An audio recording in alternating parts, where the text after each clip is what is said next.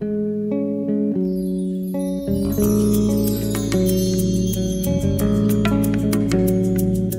dia a todos, bom dia a todas. Havendo quórum regimental, estando presente o Ministério Público de Contas, que a gente aproveita e dá boas-vindas ao doutor Mário, declaramos aberta a sessão 10ª/245ª. Iniciando com o julgamento do processo 19.835, passa a palavra ao nobre conselheiro José Augusto Araújo de Faria. Agradeço, Excelência, nobre procurador, senhoras conselheiras do Cinegra Jesus, senhores conselheiros. Excelência, ouvido o nobre procurador plenário, eu peço para julgar em bloco os 4 processos pela similaridade. Pois não, conselheiro. Ouço o Ministério Público. De acordo, Excelência. Ouço meus nobres pares, conselheiro Valmir Ribeiro, conselheiro Antônio Cristóvão. De acordo. Conselheiro Ronald Polanco. De acordo. Conselheira do Cine. Concordo.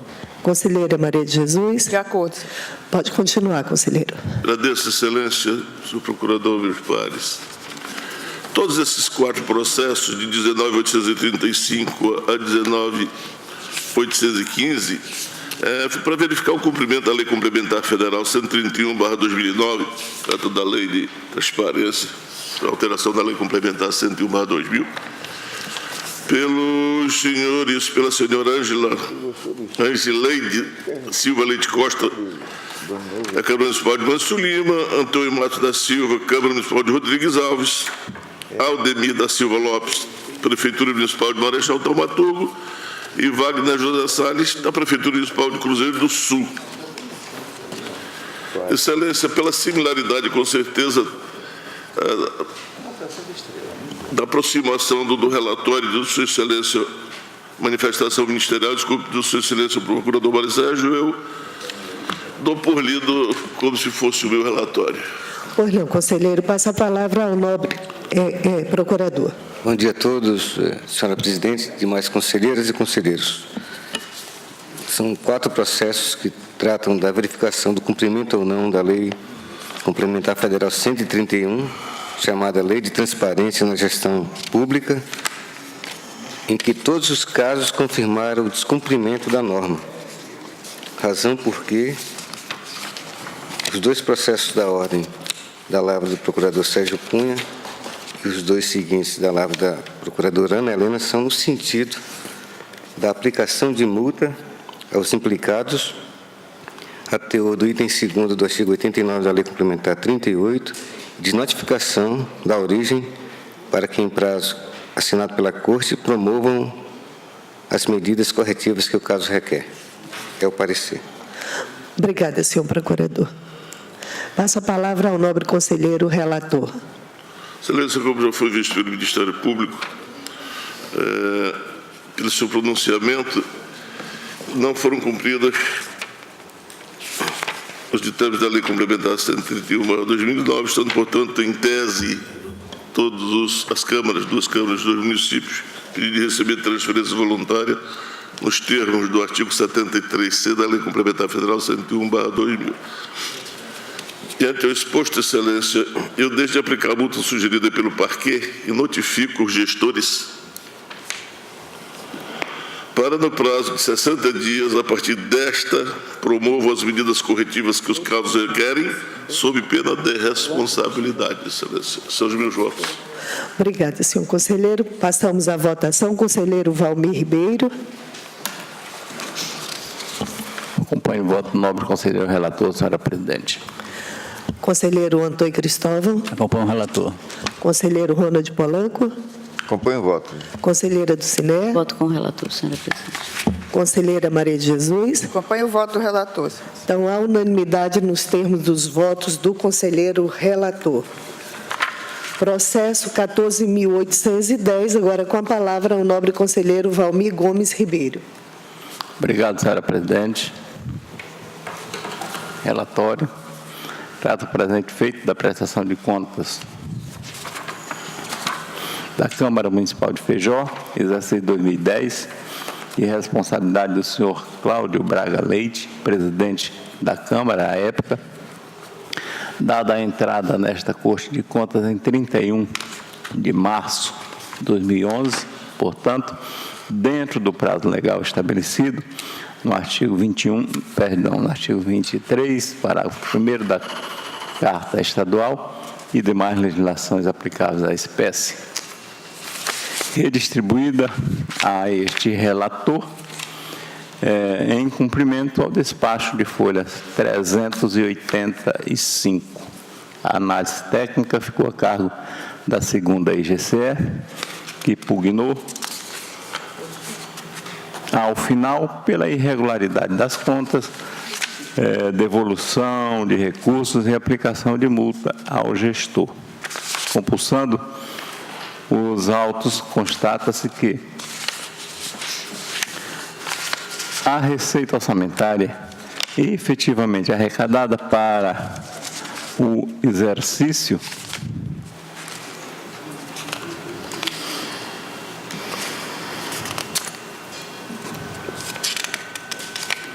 atingiu o montante de R$ 1.221.014,20, contrapondo-se a uma despesa executada de R$ 1.203.180,70,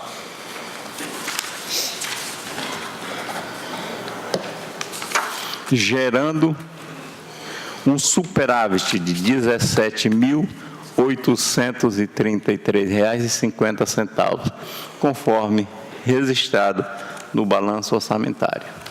O balanço financeiro não registra saldo para o exercício seguinte, expondo uma movimentação neutra, em que as receitas supriram as despesas em sua totalidade. Entretanto, a inscrição de restos a pagar não processadas no valor de R$ 4.957,95 requer a devida explicação da origem a respeito do assunto. O balanço patrimonial apresenta um ativo real líquido de R$ 247.106,92. O demonstrativo das variações patrimoniais expõe um superávit verificado no exercício de R$ 40.838,50, divergindo do apurado pela área técnica, que foi de R$ 23.005. Os limites constitucionais relativos aos subsídios dos senhores vereadores representa 0,95% da receita do município. Por sua vez, a despesa total da Câmara foi aferida em 7,57%, portanto, acima dos 7%, legalmente aceito pela norma constitucional. A análise demonstra que as despesas com o pessoal estão dentro dos limites. De resto, algumas divergências maiores aqui que serão dadas pelo nosso Ministério Público, senhora presidente, mas regularmente citado. O gestor encaminhou intempestivamente a defesa, manifesta a área técnica chamada a se manifestar, apresenta o relatório complementar de folha 312/335, Este é o relatório mais sucinto, senhora presidente, remetido os autos ao Ministério Público, que se manifestou por seu ilustre procurador, doutor Mário Sérgio Nery de Oliveira, as folhas 340/389, procurador-chefe. Obrigado, senhora presidente. Esse é o nosso relatório. Obrigada, senhor conselheiro. Passa a palavra ao nobre procurador. Obrigado. A presente matéria, sob responsabilidade do senhor Cláudio Braga Leite, já foi objeto de pronunciamento do Ministério Público, oportunidade na qual pugnamos pelo reconhecimento de sua irregularidade em decorrência das seguintes falhas: pagamento habitual de verbas indenizatórias aos parlamentares, na comprovação do valor de 111 mil, na observância à Lei 8.666 e ao inciso 1º do artigo 29, letra A da Carta Federal, dentre outras séries de situações elencadas nas folhas 244/246. Citado o gestor, sua resposta não eliminou todo o apurado, conforme se verifica das impugnações da análise constantes às folhas 312 a 334. Ademais, após aquela manifestação de folha 340, houve a inserção de nova documentação e feita a análise respectiva. A segunda IGCE conclui que não procedem as explicações apresentadas pelo responsável. Desse modo, e remanescendo danos e descumprimentos à legislação, endossamos a proposta da instrução de folhas 374 a 375, na forma da capitulação ali descrita, excetuando-se apenas da condenação cogitada o valor do excesso do limite de despesa total da unidade, em descumprimento à Constituição Federal, artigo 29, letra A, inciso 1º, da ordem de mais de R$90 mil, conforme entendimento do Tribunal de Contas de Pernambuco, constante da decisão 10.072, de 2003, cujo ajuste ou redução da despesa, a caso pendente, deve ser cobrado ou cobrada da origem. É o parecer. Obrigada, senhor procurador. Passa a palavra ao nobre conselheiro relator. Obrigado, senhora presidente. Conclusão em voto.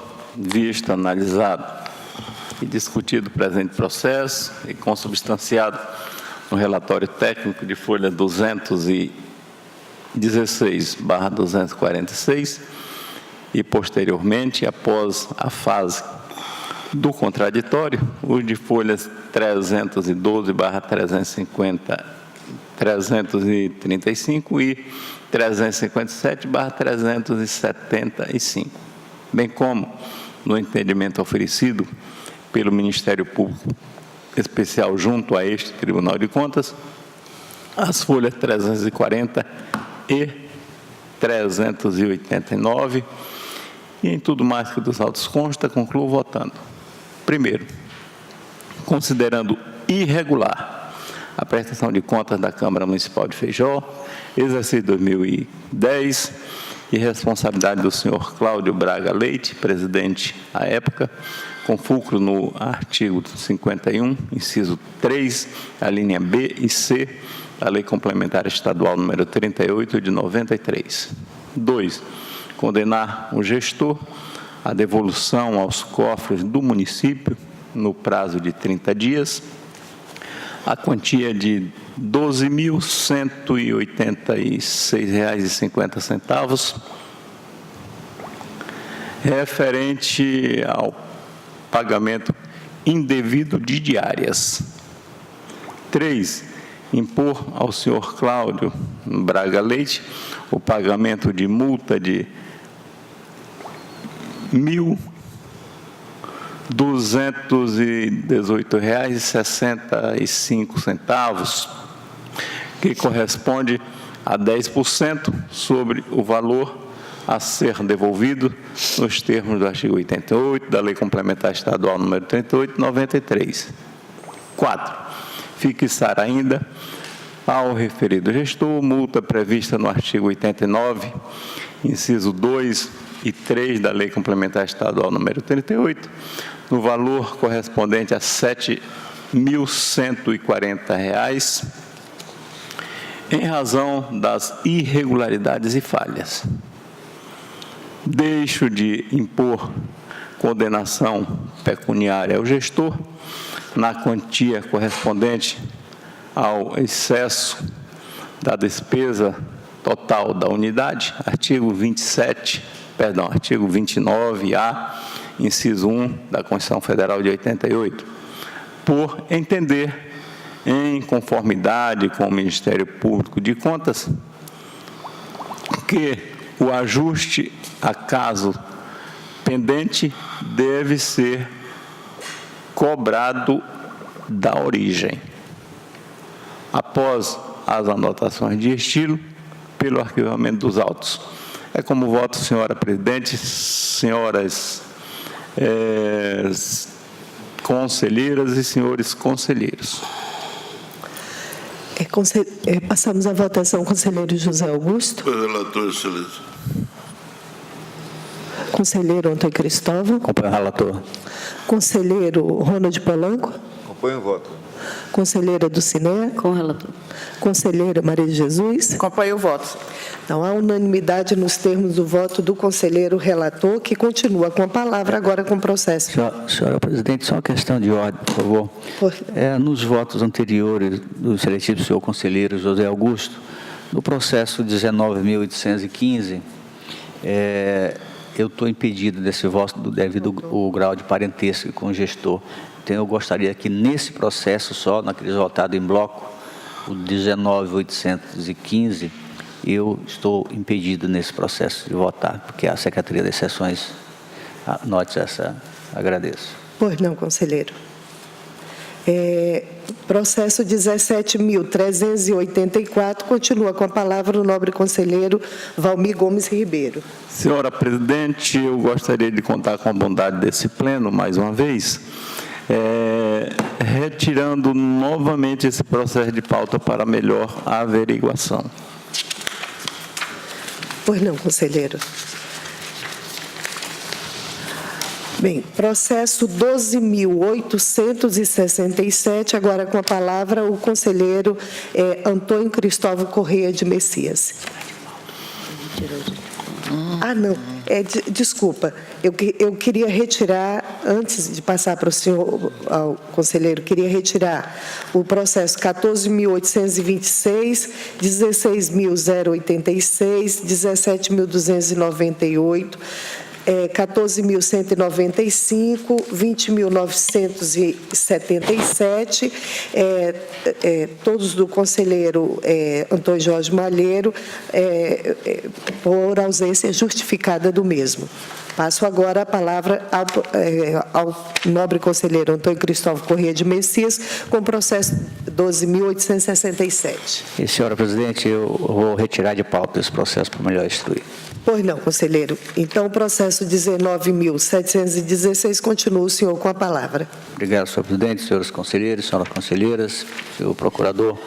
Trato presentes a consulta formulada pela senhora vereadora Ivelina Marques de Araújo Souza, presidente da Câmara Municipal de Assis Brasil, feita através do expediente folha 02, no ofício 016 da Câmara Municipal, no qual solicita apoio técnico da Corte para os seguintes esclarecimentos.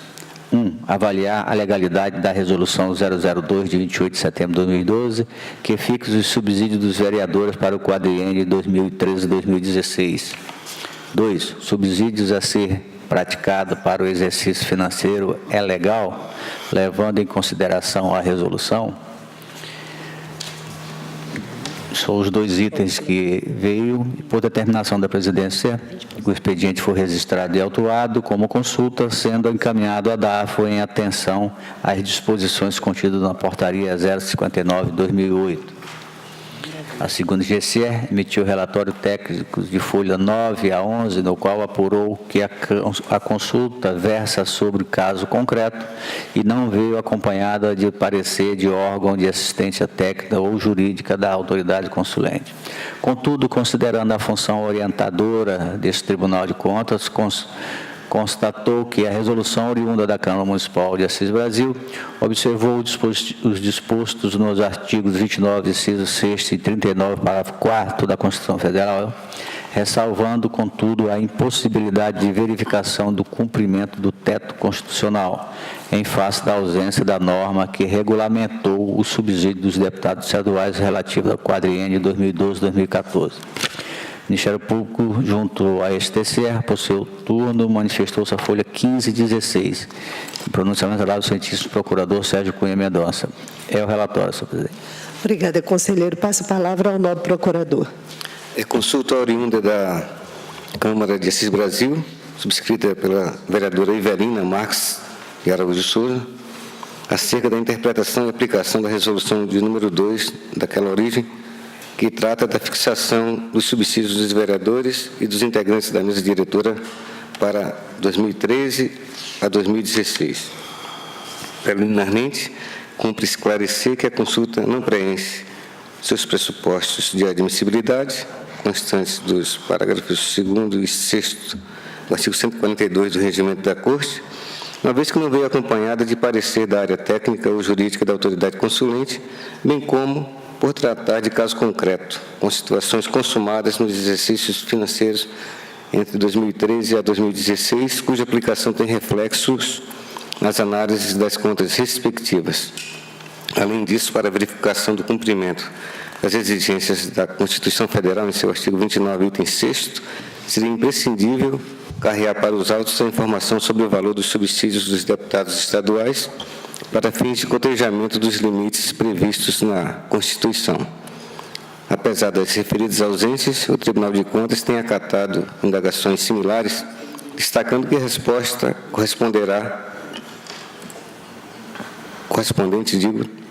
terá efeito normativo e constituirá pré-julgamento de tese. Para fins de orientação, objetivando o embasamento de futuros atos sobre a matéria em questão, o gestor deve observar os dispositivos constitucionais aplicáveis à espécie, quais sejam artigo 29, inciso 6º e 39, parágrafo 4º da Constituição Federal.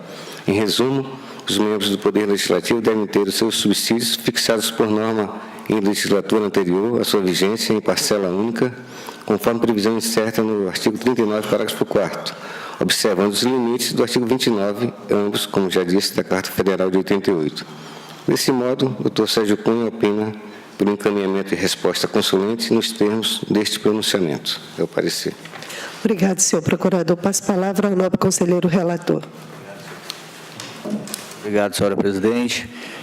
Preliminarmente, verifica-se quanto aos pressupostos de admissibilidade da consulta que a presidência determinou o seu registro e autuação, conforme despacho de folha 02, razão pela qual tomo conhecimento, considerando ainda que a consulta é parte legítima para sua propositura, a teor do disposto do inciso 5º, parágrafo 1º do artigo 142 da Resolução TCE 30 de 96.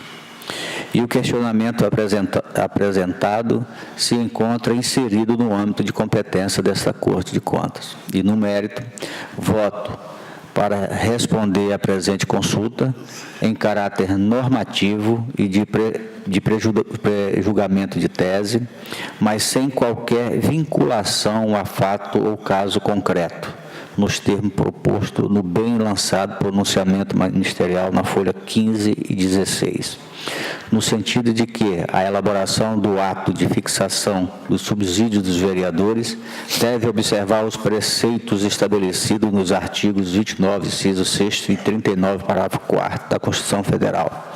Ou seja, os subsídios dos vereadores devem ser fixados pelas respectivas câmaras municipais em cada legislatura para a subsequente, em parcela única, vedado o acréscimo de qualquer gratificação adicional, abono, prêmio, verba de representação ou outra espécie remuneratória, devendo-se observar ainda os limites máximos definidos no artigo 29, inciso 6º da Constituição Federal. Após dar conhecimento desta decisão ao consulente pelo arquivamento dos autos, eu voto, senhor presidente. Obrigada, conselheiro. Passamos à votação. Conselheiro José Augusto. Acompanho. Conselheiro Valmir Ribeiro. Acompanho o voto nobre. Conselheiro Ronald Polanco. Acompanho o voto. Conselheira Dulcinea. Também voto, senhora presidente, nos termos do voto proferido pelo relator, e, nesse caso, uma resolução que estabelece o subsídio dos vereadores, ela há que observar exatamente os termos do que diz o artigo 29, 6º da Constituição Federal, que tem a ver com o número de habitantes do município. No caso, municípios que teriam até 10 mil habitantes não poderiam fixar o subsídio dos vereadores em percentual superior a 20% do subsídio dos deputados estaduais, não é? Que, em tese, tem que ser observado nesse valor aí de 25 mil dos deputados estaduais, o que daria um valor não superior a 5 mil. Nesse contexto, eu acompanho o voto do conselheiro relator. Pois não, conselheira. Conselheira Maria de Jesus. Também acompanho o voto do nobre relator, senhores. Então, há unanimidade nos termos do voto do conselheiro relator. Processo 17.407, agora com a palavra o nobre conselheiro Ronald Polanco Ribeiro. Já. 17 mil.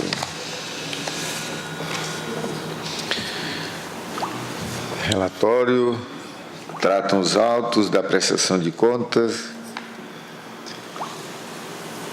da empresa de processamento de dados do Acre, Acredata, exercício orçamentário e financeiro 2012, responsabilidade do gestor Ideobrando Saraiva Gomes, encaminhada tempestivamente a este tribunal na data de 30 de 4 de 2014, conforme exigência do artigo 2º, inciso 2, a linha F da resolução TCE número 62/2008.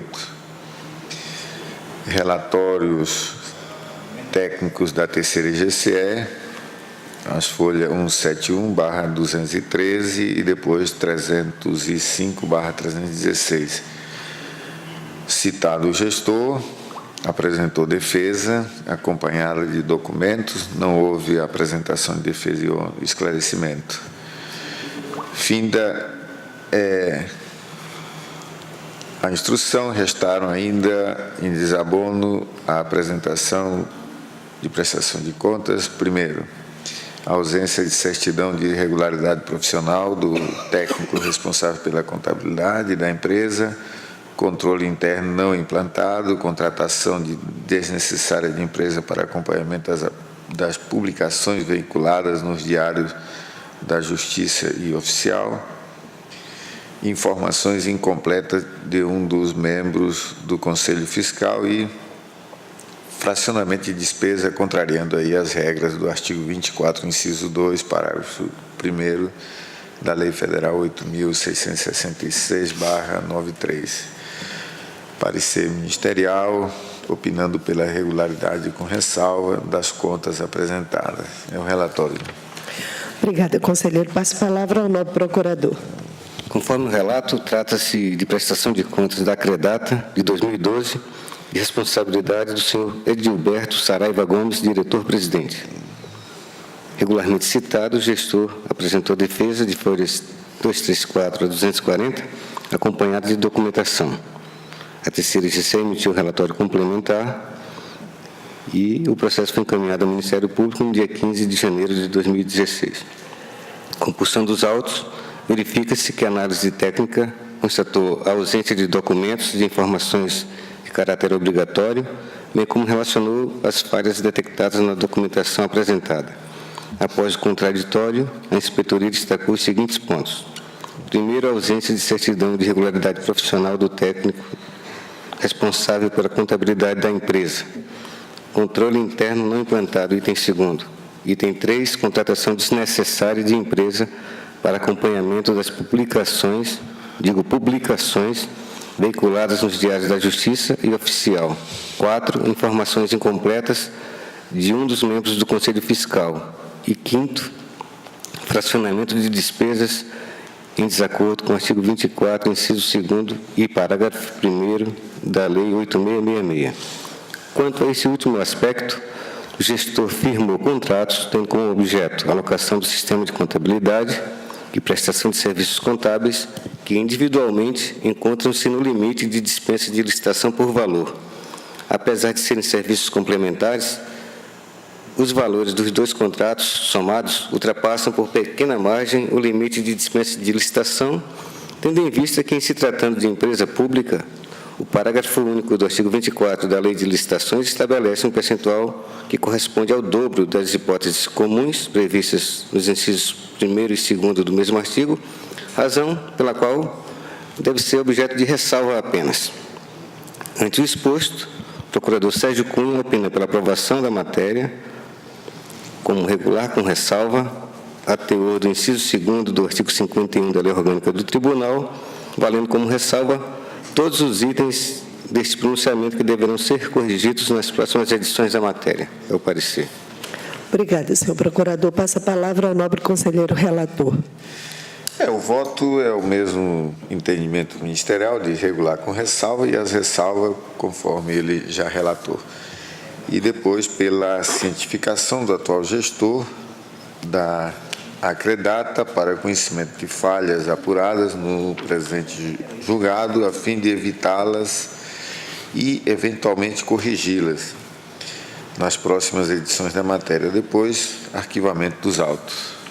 É o voto. Obrigada, conselheiro. Passamos à votação. Conselheiro José Augusto. Relator. Conselheiro Valmir Ribeiro. Pode voto, nobre conselheiro relator, senhora presidente. Conselheiro Antônio Cristóvão. Acompanho o relator, presidente. Conselheira Dulcinea. Com o relator, senhora presidente. Conselheira Maria de Jesus. Acompanho o voto. A unanimidade nos termos do voto do conselheiro relator, que continua com a palavra, agora com o processo 14.960. Senhora presidente, uma questão de ordem. Dado o grau de parentesco com o gestor, Leonardo das Neves Carvalho, eu me declaro sob suspeição nesse processo. Pois não, conselheiro, fique à vontade. Relatório, senhores conselheiros, nobres conselheiras, procurador, presidenta, trata-se de prestação de contas do Instituto de Administração Previdenciária IAPEM, exercício orçamentário financeiro 2010, responsabilidade do senhor Leonardo das Neves Carvalho, diretor-presidente à época. O corpo técnico emitiu relatório técnicos preliminares e depois complementares e conclusivo. Citações ocorridas sem manifestação do gestor citado no primeiro momento, depois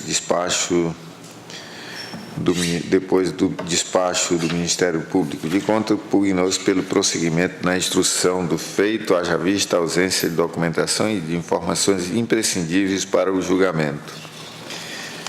Em atendimento ao despacho ministerial, a DAFO encaminhou o expediente, cuja diligência foi prontamente atendida.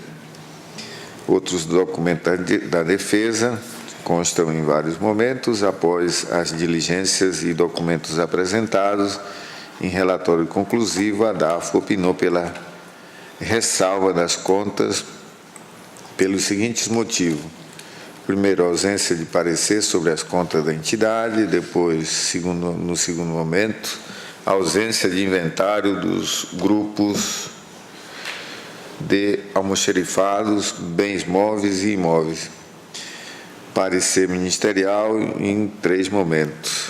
É o relatório. Obrigada, senhor conselheiro. Passo a palavra ao nobre procurador. A matéria foi encaminhada tempestivamente a esta Corte no dia 2 de maio de 2011 e refere-se a 2010 como prestação de contas do IAPEM. A análise da terceira inspetoria constatou a ausência de documentos e de informações de caráter obrigatório, bem como relacionou a ocorrência de falhas que ensejariam a reprovação destas contas. Regularmente citados, os gestores requereram dilação de prazo, tendo seus pedidos deferidos na forma regimental.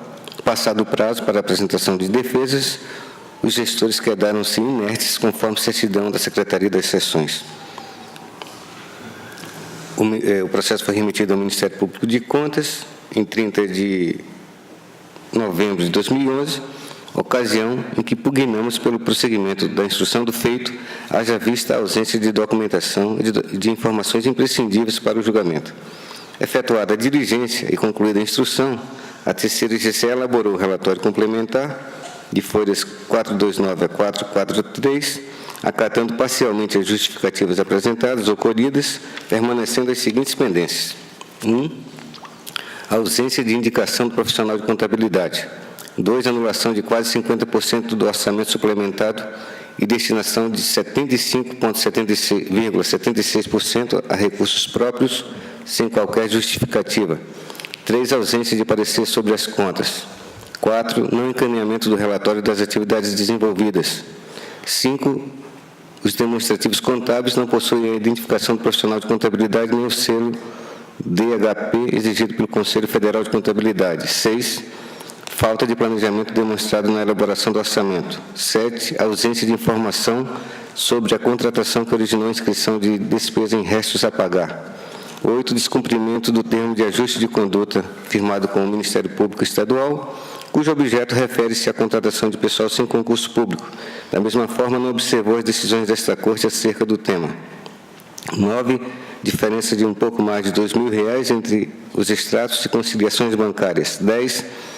Ausência de justificativa para o montante de R$ 818,84, bloqueados judicialmente na conta do convênio 7046, dígito 7, no Banco do Brasil, caracterizando desvio de finalidade na aplicação dos recursos. 11. Falta de comprovação dos saldos dos grupos de almoxarifado, bens móveis e imóveis, tendo em vista a não realização de inventário patrimonial. 12. Ausência de dados e de documentação comprobatória dos procedimentos licitatórios. 13. Inconsistência das informações apresentadas nos demonstrativos dos contratos. E, finalmente, 14. Divergência das informações acerca dos valores referentes às obras contratadas. O processo foi redistribuído com base no artigo 64, parágrafo 4º do Regimento Interno, em virtude de o nobre relator ter assumido a presidência da Corte. O gestor carregou para os autos as defesas de folhas 458 a 530 e 553 a 565, cujas justificativas foram acatadas pela terceira GCE, permanecendo apenas a ocorrência de duas falhas, sendo uma relacionada com a ausência de parecer sobre as contas e a outra em razão da não comprovação do inventário patrimonial. Desse modo, o procurador Sérgio Cunha opina por seu julgamento como regular, com ressalva, a teor do item 2º do artigo 51 da Lei Orgânica do Tribunal, valendo como ressalva as citadas pendências. É o parecer. Obrigada, senhor procurador. Passa a palavra ao nobre conselheiro relator. Senhora presidente, nobres conselheiro e procurador, o entendimento é o mesmo entendimento ministerial e as ressalvas são as mesmas. E depois recomendamos ao gestor para as devidas correções ao atual gestor das falhas elencadas nas próximas edições da espécie e logo em seguida pelo arquivamento dos autos. É o voto. Obrigada, conselheiro. Passamos à votação. Conselheiro José Augusto. Foi o relator, senhor. Conselheiro Valmir Ribeiro. Acompanho o voto, senhora presidente. Conselheiro Antônio Cristóvão. Com o relator. Conselheira Dulcinea. Com o relator. Há unanimidade nos termos do voto do conselheiro relator. Que continua ainda com a palavra o processo 21.666. Relatório, trata-se de procedimento aberto para determinação da presidência desta Corte para apurar a responsabilidade da senhora Maria Marilande de Santana em face do descumprimento da Resolução TCE 87/2013 por não enviar as remessas das informações contábeis, financeiras, orçamentárias e patrimoniais da Câmara Municipal de Plácido de Castro, relativo do sexto semestre de 2015. Relatório de análise técnica, as folhas 8 a 10, mesmo após a citação, a gestora ficou inerte. A análise concluiu que a gestora descumpriu o disposto no artigo 2º, parágrafo 1º da Resolução TCE 87/2013, sugerindo a aplicação de multa,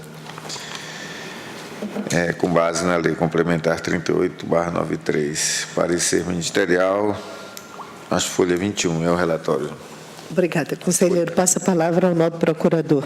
Obrigado, Excelência. Conforme a análise da segunda GCE, a gestora deixou de enviar a esta Corte, na época própria, as informações contábeis, financeiras, orçamentárias e patrimoniais da Câmara de Plástico de Castro, referente ao 6º bimestre do ano passado, em desacordo com o parágrafo 1º do artigo 2º da resolução do Tribunal de número 87.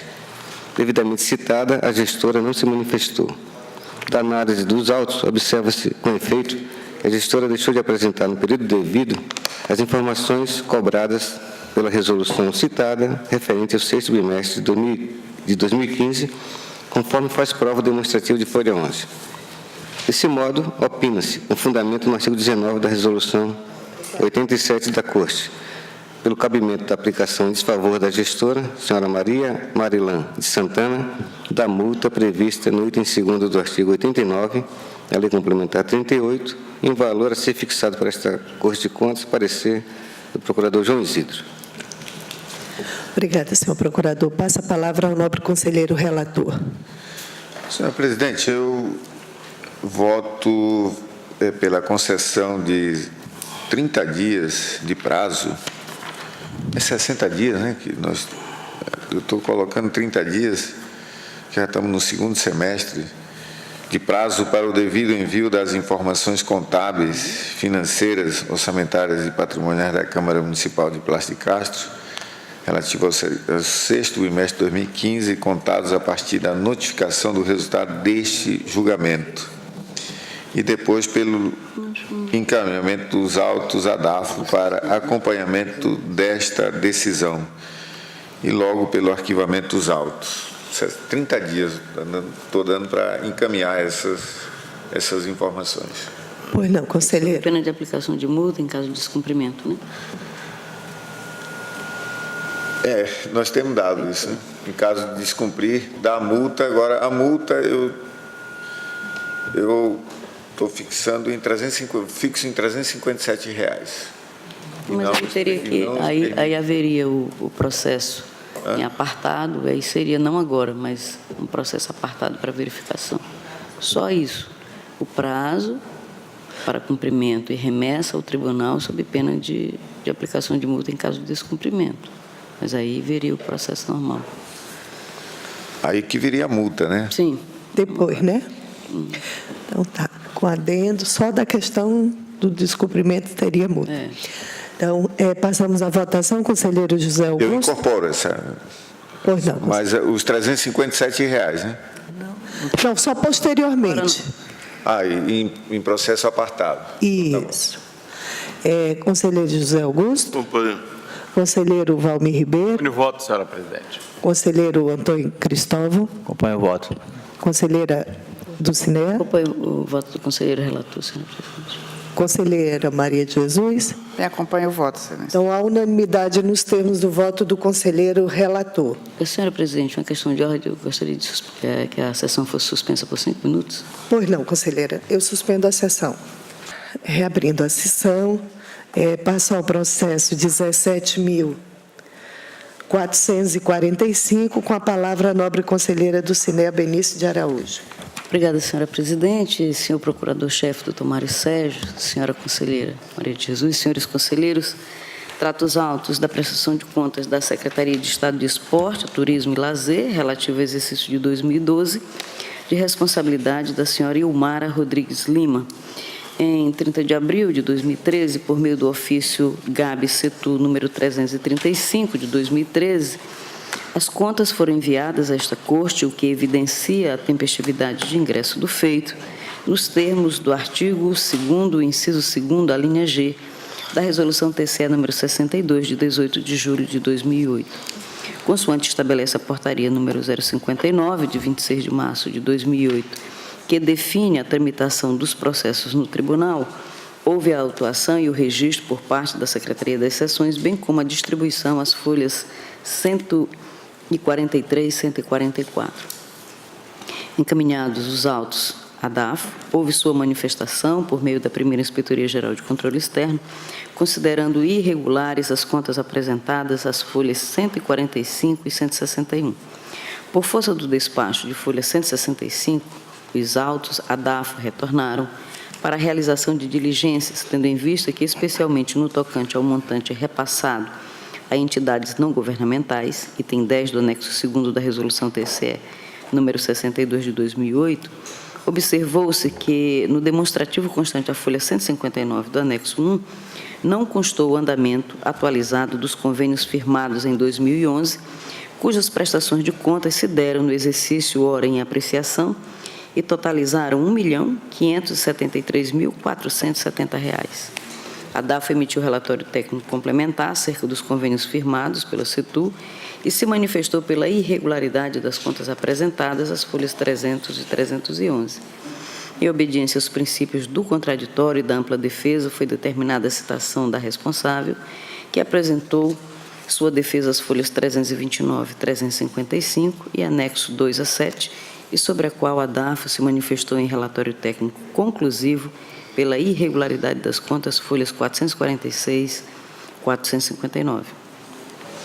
O Ministério Público de Contas, por meio de sua ilustre procuradora, doutora Ana Helena de Azevedo Lima, pronunciou-se às folhas 465 e 466 pela realização de nova citação, possibilitando à ex-gestora prestar os esclarecimentos que entendesse necessários acerca da realização do convênio número 002 de 2011 com a Federação de Futebol do Estado do Acre e que previu a transferência de recursos para clubes em desacordo com o disposto no inciso 2º do artigo 5º, inciso 8º do artigo 8º da Instrução Normativa STN número 01 de 97. Após a segunda citação, foi oferecida a defesa, tendo a primeira Inspetoria-Geral de Controle Externo emitido o relatório conclusivo em que se manifestou pela regularidade com ressalvas das contas, valendo como ressalvas o desacordo com o princípio da oportunidade em razão da correção apenas em 2016 de despesas de serviços que foram classificadas como de natureza patrimonial, o que ocasionou divergência entre o anexo 2 e a demonstração das variações patrimoniais, a incompletude da demonstração de vantagem para a Secretaria na adesão a atas de registro de preços durante o exercício e o não acompanhamento efetivo da execução dos convênios firmados. O Ministério Público de Contas, por meio de sua ilustre procuradora, doutora Ana Helena de Azevedo Lima, pronunciou-se às folhas 542 e 544 pela regularidade com ressalvas das contas apresentadas pela Secretaria de Estado de Esporte, Turismo e Lazer. É o relatório, senhora presidente. Obrigada, conselheira. Passo a palavra ao novo procurador. A prestação de contas em mesa, de responsabilidade da senhora Ilmara Rodrigues Lima, foi encaminhada tempestivamente a esta Corte em 30 de abril de 2013. A análise realizada constatou em seu desabono as seguintes impropriedades: a ausência de planejamento orçamentário e financeiro, uma vez que apenas 56,95% das despesas previstas foram realizadas.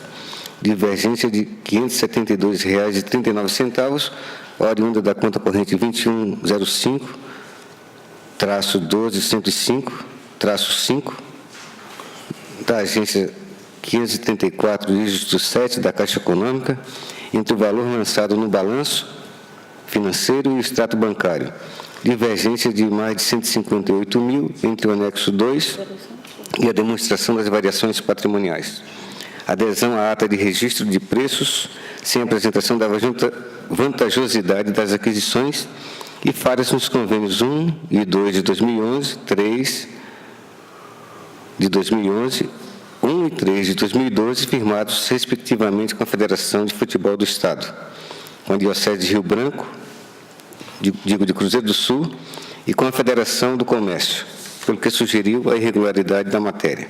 Com efeito, foi citada para o contraditório responsável, tendo, através de procurador do Estado e de advogado próprio, aproveitado a oportunidade. O relatório da análise técnica, apesar de ter considerado apenas uma ressalva a destinação de recursos para clubes, verificou que os argumentos apresentados pela defesa não foram suficientes para sanar as impropriedades inicialmente apontadas, razão pela qual sugeriu a desaprovação destas contas. O processo foi encaminhado ao Ministério Público no dia 1º de março de 2016 e requereu o prosseguimento feito para fins de complementação da instrução, promovendo-se, o contraditório específico em razão da destinação de recursos para clubes, o que configuraria grave infração à norma legal. Novamente citada, a responsável, através de advogado devidamente constituído, apresentou defesa pugnando pela aprovação destas contas. O relatório conclusivo constatou a comprovação do valor de R$ 572,39, divergente entre o balanço financeiro e o extrato bancário, bem como o saneamento das irregularidades inicialmente observadas nos convênios 1 e 2 de 2011, firmados entre o Governo do Estado e a Secretaria em questão, com a Federação de Futebol do Estado do Acre. Em relação às demais irregularidades, concluiu pela conversão em ressalvas, sugerindo a aprovação da matéria. O processo foi reencaminhado ao Ministério Público em 24 de maio deste ano. Atento às peças constantes do feito, constata-se a ausência de planejamento orçamentário e financeiro por parte do órgão, bem como a adesão à ata de registro de preços sem a comprovação da vantajosidade das aquisições, o que contraria a Lei 8.666 e o Decreto Federal número 7.892. Em relação aos convênios 1 e 2, já mencionados, firmados com a Federação de Futebol do Estado, embora tenham sido realizadas transferências de recursos para clubes, verifica-se que as entidades civis beneficiadas não possuem fins lucrativos e que os repasses tiveram caráter exclusivamente de premiação, atingindo assim o dever de fomento a práticas desportivas formais e não formais, o que afasta eventual irregularidade. No que se refere ao convênio 1 de 2012, firmado com a Federação do Comércio, apurou-se que a contratação da empresa Malharia Modelo decorreu de adesão à ata de registro de preços número 19 da Secretaria do Estado de Desenvolvimento Florestal, da Indústria, do Comércio e dos Serviços Sustentáveis, o que supre em parte a falta apontada. Quanto ao pagamento em favor da empresa, o All-Star não está tão bom não, em favor da empresa DMS Borges, decorrente de nota fiscal vencida, verificou-se que a Federação do Comércio, após ter conhecimento dos fatos, tomou as providências necessárias, notificando a empresa responsável para que procedesse sua regularização, devendo tal falha ser considerada formal. Sobretudo, porque não restou demonstrado nos autos a má-fé da gestora, nem prejuízo ao erário. Ademais, observa-se que a divergência de mais de 158 mil entre o anexo 2 e a demonstração das variações patrimoniais restou esclarecida pela defesa, notadamente pela nota explicativa de folha 483. Além disso, merece destaque neste processo a participação da Procuradoria-Geral do Estado em defesa da secretária estadual de Turismo e Lazer à época, uma vez que tal órgão representa e defende o ente público e não os seus administradores, fato reiteradamente rejeitado por esta Corte de Contas. Ante o exposto, a Procuradora Ana Helena opina pela aprovação da prestação de contas da Secretaria de Estado de Turismo e Lazer de 2012, considerando-a regular com ressalva, com fulcro no item 2º do artigo 51 da Lei Orgânica da Corte, valendo as faltas pendentes como determinação para correção nas próximas edições da espécie. E, por fim, opina mais uma vez pela notificação da douta Procuradoria-Geral do Estado para que se abstenha de promover a defesa de gestores contrariando os interesses da administração pública que deve defender. É o parecer. Obrigada, senhor procurador. Passa a palavra à nobre conselheira relatora. Obrigada, senhora presidente. Tratam os autos da prestação de contas da Secretaria de Estado de Esporte, Turismo e Lazer, relativo ao exercício de 2012, de responsabilidade da senhora Ilmara Rodrigues Lima, a qual será analisada em consonância com as previsões contidas na Lei Complementar número 101, de 4 de maio de 2000, e Lei número 4.320, de 17 de março de 64, e ainda na Resolução número 62 de 2008 desta Corte de Contas. Neste caminho, passo a análise dos dados incertos no processo. A prestação de contas foi elaborada em consonância com a Lei Complementar número 101/2000, Lei número 4.320/64, e com a Resolução 62 de 2008 desta Casa, tendo sido encaminhada tempestivamente e munida da documentação prevista, artigo 2º e anexo 2º, da Resolução número 62 de 2008 e necessária ao seu processamento. O rol de responsáveis pelo órgão foi devidamente encaminhado, conforme previsto nos artigos 7º e 8º da Resolução 62, e nos demonstrativos contábeis verifica-se que houve o cumprimento ao disposto no artigo 11 da mencionada norma.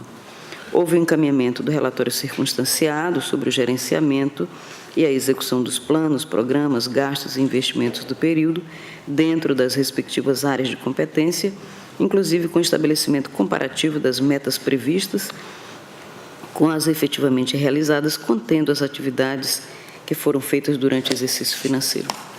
Prosseguindo, também foi enviado o relatório sintético dos decretos de abertura de créditos adicionais, no qual estão relacionados todos os valores relativos às anulações e suplementações orçamentárias, ressaltando-se ademais que o relatório está em consonância com o demonstrativo de créditos adicionais abertos no anexo 21. Com base nas informações contidas no tópico anterior, chegou-se à conclusão que o orçamento previsto para o exercício de 2012, o qual foi aprovado pela Lei Estadual número 2.523, de 20 de dezembro de 2011, e estimava receitas e despesas no patamar de R$ 16.734.481,10, quedou, prevendo a dotação final de R$ 12.134.841,93, tudo em conformidade com a Lei Orçamentária Anual. O demonstrativo contábil anual da execução orçamentária e financeira foi devidamente encaminhado, juntamente com seus anexos, os quais passarei a analisar. O balanço orçamentário anexo 12 foi elaborado em sintonia com o previsto no artigo 102 da Lei 4.320, de 64, demonstra que houve equilíbrio no confronto entre a receita e a despesa executada, houve déficit de R$ 91.453,75, devendo-se ressaltar que houve saldo financeiro no exercício anterior. O balanço financeiro elaborado em consonância com o artigo 103 da 4.320 refletiu fielmente as receitas e despesas orçamentárias e os recebimentos e pagamentos extra-orçamentários conjugados com o saldo proveniente do exercício anterior, cabendo destacar que o saldo do exercício de 2012, devidamente confirmado pelos extratos e conciliações bancárias, as folhas 22 e 64 do anexo 1, foi de R$ 905.900,18. Quanto ao balanço patrimonial, anexo 14, elaborado em consonância com o artigo 105 da Lei nº 4.320/64, evidenciou o patrimônio do órgão, apresentando um saldo patrimonial de R$ 7.735.327,99. A demonstração das variações patrimoniais, anexo 15, cuja previsão encontra guarida no artigo 104 da Lei 4.320, evidenciou as alterações verificadas no patrimônio, apresentando superávit de R$ 16.972,93, resultado obtido considerando os totais das variações ativas e das passivas. Por ocasião da análise preliminar da DVP, constatou-se divergência na conta bens imóveis entre o valor nela constante e o informado no anexo 2, tendo sido esclarecido pela responsável em sua segunda defesa que já houve a correção, consoante nota explicativa de folhas 483, elaborada pela Secretaria de Estado da Fazenda, e demais documentos, as folhas 484 e 494, sendo necessário classificar a falha como ressalva, uma vez que houve desacordo com o princípio contábil da oportunidade. Quanto à dívida pública, constituída apenas de dívida flutuante, apresentou no final do exercício de 2012 o montante de R$ 115.741,85, havendo saldo suficiente para o seu pagamento. Os demonstrativos das licitações realizadas, bem como dos contratos, convênios, acordos e ajustes celebrados, das obras realizadas no exercício e das concessões de suprimento de fundos foram apresentados, estando atendida a previsão do anexo 2º, itens 6, 7, 8 e 9 da Resolução 62, sendo necessário notificar a atual gestora da unidade para que, por ocasião da adesão à ata de registro de preços, documente claramente a vantagem obtida pela administração, demonstrando a economia buscada e que a ata eventualmente aderida contempla, dentre outras também vigentes, a melhor proposta. Também em cumprimento ao previsto no item 10 do anexo 2º da Resolução 62 de 2008, foi encaminhado o demonstrativo de recursos estaduais concedidos a organizações não governamentais, que totalizaram R$ 1 milhão, e em conjunto também foram analisados os convênios, que foram firmados em 2011, mas o prazo de vigência ultrapassou o exercício e que totalizaram R$ 1.573.470.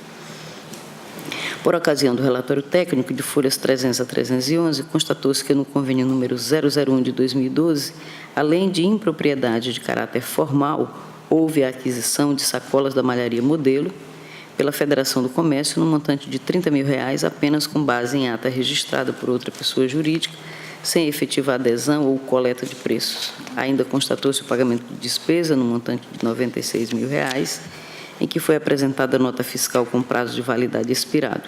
No tocante à noticiada aquisição, faz-se necessário que os convenientes observem o disposto no artigo 42 do Decreto Estadual número 3024, de 2011, que estabelece normas relativas a transferências de recursos do Estado do Acre mediante convênios e termos de cooperação, cabendo aos concedentes o efetivo acompanhamento da execução dos convênios firmados.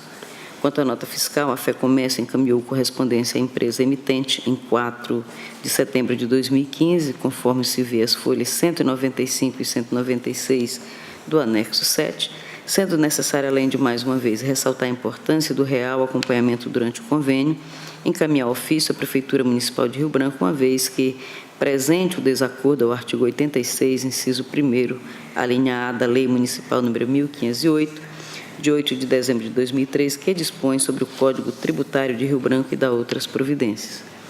Quanto ao convênio número 003 de 2012, os pagamentos que se destacaram por apresentar inconsistência totalizaram R$ 246.474 e o foram sem o devido procedimento licitatório ou pesquisa de preços.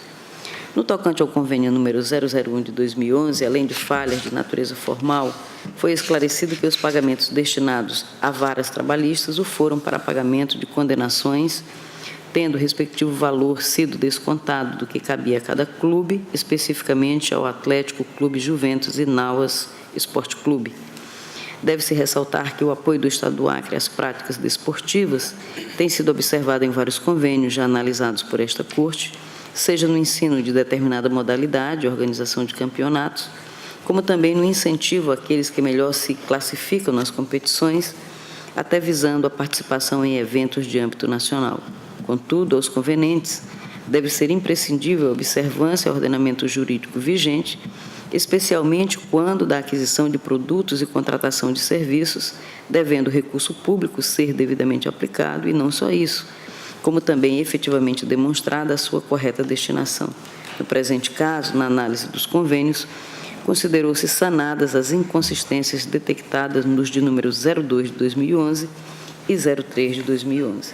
Dentro do apurado, mostra-se necessária a notificação da atual gestora para fazer constar expressamente nos convênios firmados, bem como instruir os convenientes acerca da obrigatoriedade da observância das disposições contidas na Lei Federal de Licitações e Contratos Administrativos, demais normas pertinentes ao assunto, nos termos do artigo 42 do Decreto Estadual número 3024 de 2011.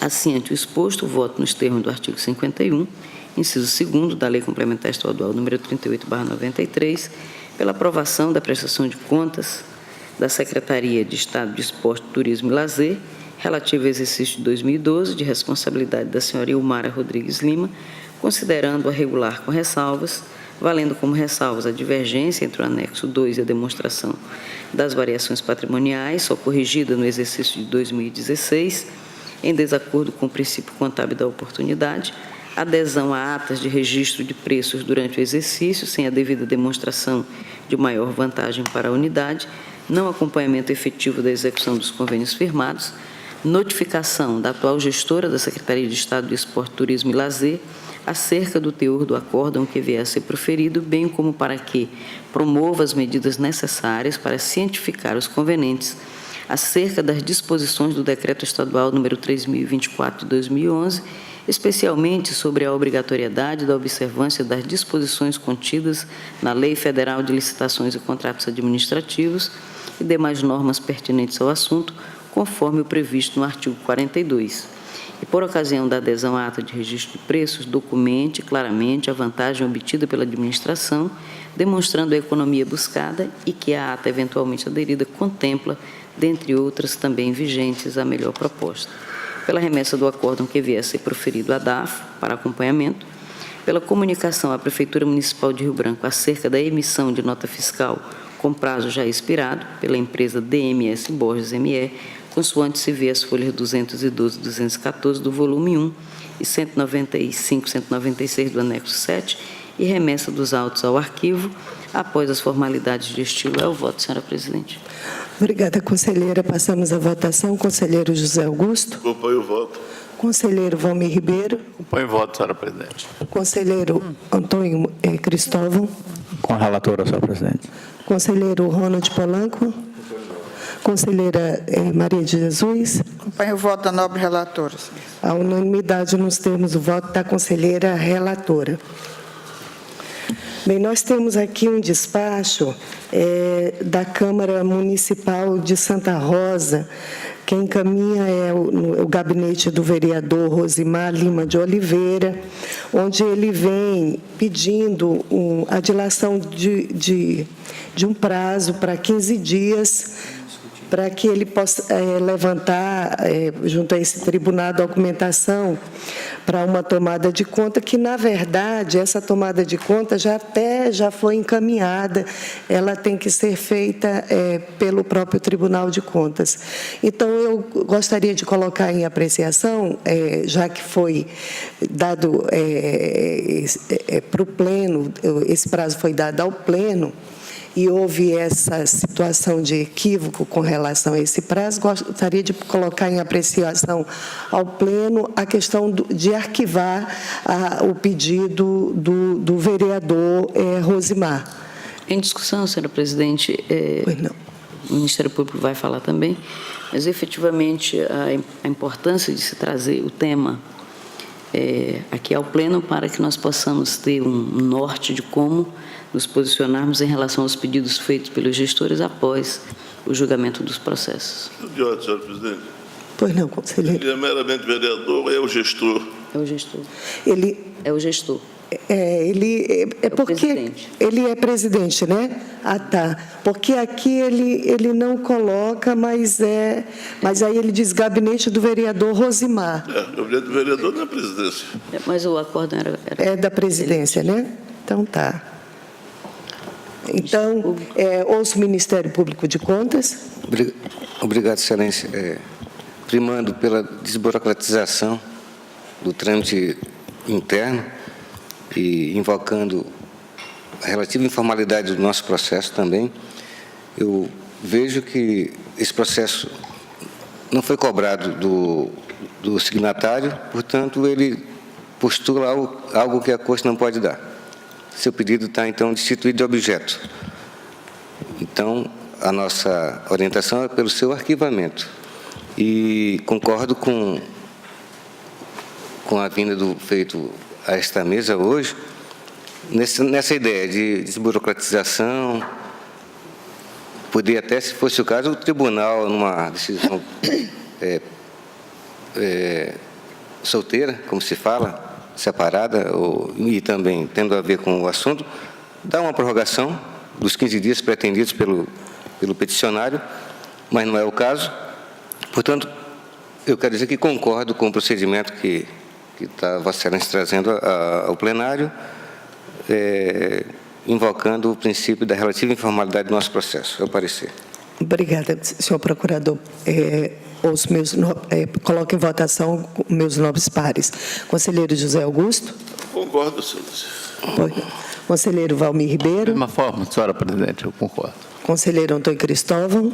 Mesmo entendimento do Ministério Público, senhora presidente. Conselheiro Ronald Polanco. Conselheiras, como já bem frisou o procurador, procurar diminuir a burocracia e como é uma instância, atuamos numa instância mais administrativa, ter essa relativa, relativa informalidade, né? Permite isso. No entanto, fica muito a critério dos conselheiros ou da presidência, nesse caso está vindo para cá, mas nós deveríamos regulamentar para que o jogo seja, né? Somos uma instituição diz, você vai sempre criar regras do jogo, né? A palavra instituição ela se resume mesmo em você definir as regras do jogo. Quais são as regras? Há uma relativa informalidade? Mas quais são as regras? Então, nós precisamos, lá na frente, discutir uma resolução aprovada pelo Pleno e os gestores saberão quais serão as regras das tomadas de conta especial, quando são daqui ou quando eles iniciam lá. Enfim, precisamos definir essa regra para que não exista essa informalidade permanente, né? Um princípio, como diz, não sabia desse princípio, mas é interessante. Quando são princípios, você define regras. É bom para todos, é bom para a gestão pública, você diminui custo, você minimiza aí os serviços dos gestores. Essa é uma sugestão para, no longo prazo, a gente ter institucionalizar essa regra que estamos definindo aqui. Pois não, conselheiro, conselheira do SINEA. Senhora presidente, o pedido do gestor se refere ao acórdão número 9.223, de 2015, né, plenário dessa Corte, do qual foi a relatoria. Efetivamente, há um equívoco no pedido dele, porque ele entendeu que a tomada de contas estaria sob sua responsabilidade, quando, na verdade, a tomada de contas está sob a responsabilidade do tribunal. Nesse aspecto, pelo arquivamento do pedido, tendo em vista que não há objeto, e concordar também com o conselheiro Ronald Polanco, no sentido de que nós possamos ter uma decisão, ouvido os demais integrantes do Ministério Público e o conselheiro Antônio Malheiro, que não se encontra hoje na sessão, mas que numa reunião administrativa nós possamos deliberar e depois trazer a pleno como responder a essas questões que não estão normatizadas. Obrigada, senhora presidente. Conselheira Maria de Jesus. Da mesma forma também, excelência, eu concordo e acompanho o entendimento da conselheira Dulce e também exposto pelo Ministério Público. Pois não. Antes de proferir o voto, eu gostaria de colocar para todos os conselheiros, o Ministério Público de Contas, que hoje mesmo nós íamos colocar essa situação em apreciação, porque nós temos dois casos. Um caso que foi encaminhado à conselheira Dulce e um caso que foi encaminhado ao conselheiro Cristóvão, onde, quando termina a instrução do processo com relação a cada gabinete, e mesmo assim ainda tem alguns tipos de documentação que muitas vezes o gestor encaminha, e ele acaba sendo sempre encaminhando à presidência. Como a presidência não pode instruir processo, e há uma decisão do Pleno, muito menos a presidência pode ir contra a decisão do Pleno. Então, como é que ficava essa situação? Então, hoje mesmo a gente ia colocar essa discussão e que bom que foi colocado aqui, e a ideia é fazer uma papeleta para que a gente possa resolver este ponto aqui. Mas, nos outros casos, que é o outro do conselheiro Cristóvão, a gente propõe ir amadurecendo essa discussão, também pedindo tanto à secretaria, a nossa secretaria, a Clicineide, junto com o controle interno, para que também possa ir já amadurecendo essa discussão, e quando o nosso corregedor também chegar para participar todos juntos, junto com o Ministério Público de Contas, a nossa auditora e todos os conselheiros, a gente possa fazer uma deliberação com relação a essa situação. Então, há unanimidade nos termos do encaminhamento da presidência. Não havendo mais processo a ser julgado e nem havendo mais expediente a ser lido, passamos às comunicações. Com a palavra, o representante do Ministério Público de Contas, doutor Mário. Obrigado, presidente. Só cumprimentar os presentes. Muito obrigado. Passo a palavra ao conselheiro José Augusto. Mesma forma, excelência. Conselheiro Valmir Ribeiro. Somente agradecer a presença de todos e desejar um bom dia a todos, senhora presidente. Conselheiro Antônio Cristóvão. Cumprimentar a todos, senhora presidente. Conselheiro Ronald Polanco. Da mesma forma. Conselheira do SINEA. Senhora presidente, eu gostaria de expressar mais uma vez o meu agradecimento pelos servidores, pelos assessores que sempre estão aqui nos ajudando, nos auxiliando. Inclusive, hoje o doutor Baixo também pôde aqui nos ajudar.